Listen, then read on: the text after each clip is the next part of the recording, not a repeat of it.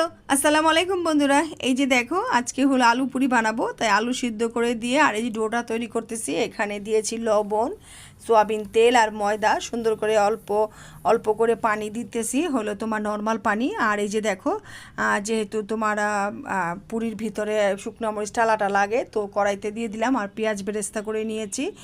আর কড়াইতে তেল দিয়ে রেখেছিলাম যাতে তোমার তেলটা গরম হতে থাক। আর এই সুযোগে আমি পুরিগুলি বানিয়ে নিয়ে আসবো। আর এই যে ভিতরে পুরটা তৈরি করতেছি, এখানে পেঁয়াজ বেরেস্তা, বিট লবণ, কালো গোলমরিচের গুঁড়া আর এই শুকনো মরিচ তেলে তোমার হলো গুঁড়া করে নিয়েছি।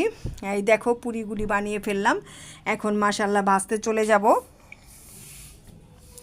এই যে দেখো, কড়াইতে একটা পুরি অলরেডি দিয়েছি মাশাল্লাহ। এখন আস্তে ধীরে সুন্দর মতো এই যে দেখো ফুলতেছে, অনেক ভালো হয়েছে আর খেতেও খুব স্বাদ লাগছে, ভালোই লেগেছে আমাদের। তো বন্ধুরা, আজ এ পর্যন্তই। যদি ভালো লাগে তো লাইক কমেন্ট শেয়ার আর সাবস্ক্রাইব করে পাশে থাকবেন। আলহামদুলিল্লাহ, খুদা হাফেজ, টাটা, বাই বাই।